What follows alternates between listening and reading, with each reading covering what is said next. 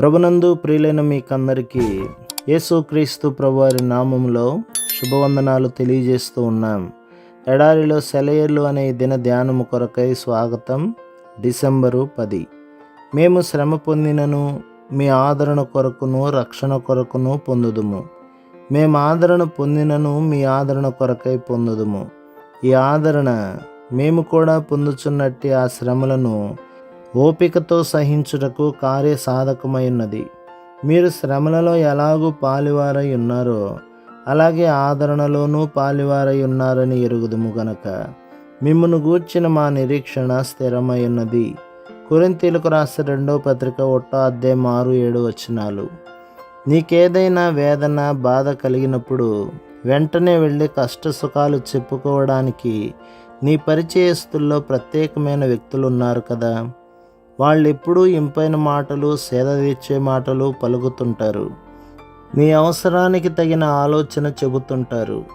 అయితే గాయపడిన హృదయాలను కట్టడానికి కారే కన్నీళ్లను తుడవడానికి సామర్థ్యం వాళ్ళకి ఎలా వచ్చిందో నీకు తెలియదు. అయితే నువ్వు వాళ్ళ గత చరిత్ర తిరగేస్తే తెలుస్తుంది అందరికంటే వాళ్ళు ఎక్కువ శ్రమలను అనుభవించి ఉన్నారని. వాళ్ళ ఆనందాల పసిడి పాత్ర వాళ్ళ ఎదుటే భళ్ళున బద్దలైపోయింది ఒకనాడు. ఆటుపోటులను చవి చూశారు వాళ్ళు. వాడిపోతున్న తీగల్ని చూశారు. మధ్యాహ్నం వేళనే అస్తమించిన సూర్యుడిని చూశారు.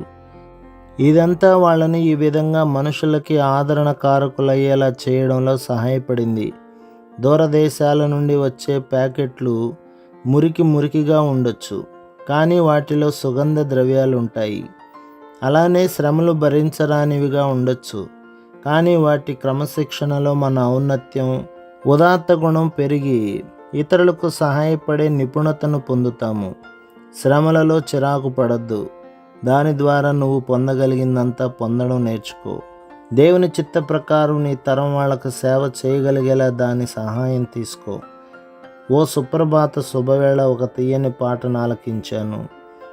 మృదు మధుర ప్రార్థన గీత రవళిలో పులకించాను. ఆ పాట పాడిన స్వరం కోసం అన్వేషించి శరాఘాతానికి నేల కొరిగిన పక్షిని తిలకించాను. బాధలో రెక్కలు ముడిచిన ఆ జీవ ఆత్మని చూశాను. విలపించే లోకానికి చిరునవ్వునిచ్చే మధురిమను చూశాను. జీవన మాధుర్యం బాధలో వేదనలోనే ఉందని తెలుసుకున్నాను. ఆ గాయపడిన ఆత్మ గుచ్చుకున్న బాణంతో పాడుతూ ఉంది. తెలుసా, ప్రేమించి హింసల పాలైన మనిషి గురించి, ఆ చేతులకున్న మేకుల గురించి, పక్కలోని బల్లెం గురించి, కొరడా దెబ్బల గురించి, అపహాస్యాల గురించి, ముళ్ళ కిరీటం ధరించి నీ పాపాల కోసం చనిపోవడం గురించి, యజమాని కంటే అధికుడవేం కాదు, నీ ఆత్మలో ముళ్ళున్న ఆయన కృప చాలు.